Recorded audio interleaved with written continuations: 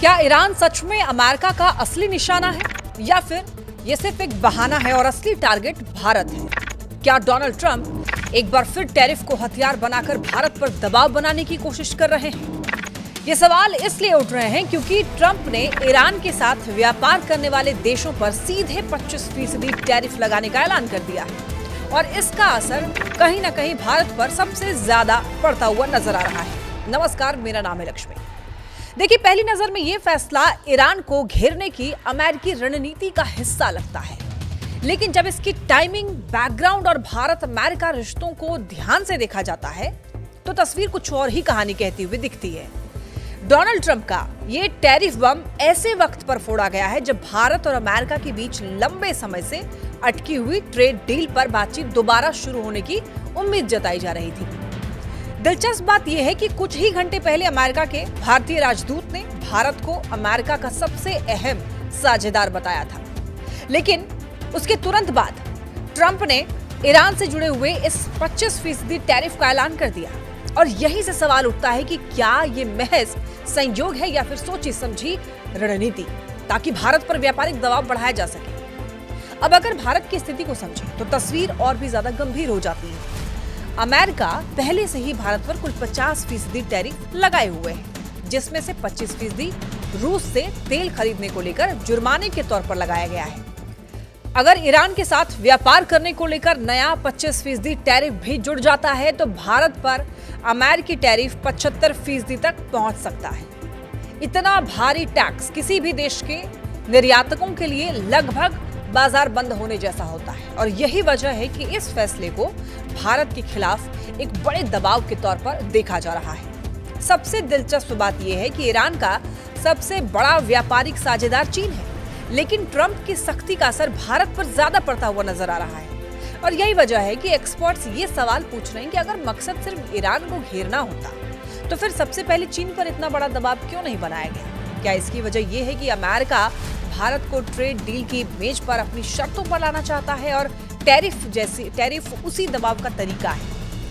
अगर ईरान भारत व्यापार की बात करें तो असलियत यह है कि अमेरिकी प्रतिबंधों के चलते भारत पहले ही ईरान से कच्चा तेल खरीदना लगभग बंद कर चुका है। 2019 में जहां दोनों देशों के बीच में व्यापार करीब 17.6 अरब डॉलर का था, वहीं 2026 तक ये घटकर सिर्फ 2.3 अरब डॉलर रह गया, यानी लगभग 87% की गिरावट। इसके बावजूद भारत आज भी ईरान के टॉप 5 ट्रेड पार्टनर्स में शामिल है, क्योंकि दोनों देशों के रिश्ते सिर्फ व्यापारिक नहीं बल्कि रणनीतिक भी रहे हैं। इन रणनीतिक रिश्तों की सबसे बड़ी मिसाल है ईरान का चाबहार पोर्ट, जिसमें भारत ने भारी निवेश किया है।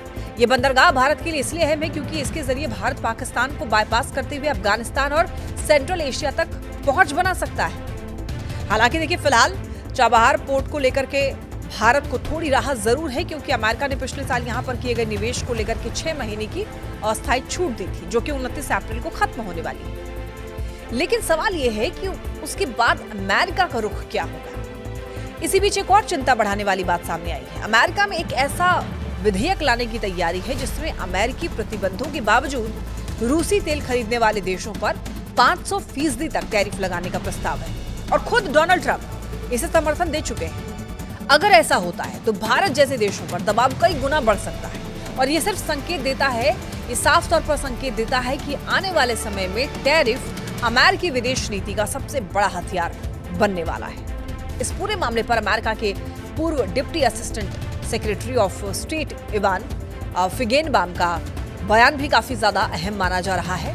उन्होंने साफ तौर पर यह कहा कि भारत पर पहले से ही 50% टैरिफ दुनिया में सबसे ज्यादा है और अब इसे 75% तक ले जाने की बात हो रही है, जिससे ऐसा लगता है कि दोनों देशों के रिश्ते में तनाव बढ़ाने के लिए शायद कुछ भी बाकी नहीं छोड़ा गया है।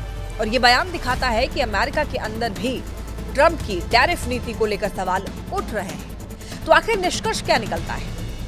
देखिए, तस्वीर तो यही कहती है कि ईरान इस कहानी में सिर्फ एक बहाना हो सकता है, जबकि असली मकसद भारत पर दबाव बनाना है ताकि वो भारत अमेरिका ट्रेड डील पर अमेरिकी शर्तों को मानने के लिए मजबूर हो जाए।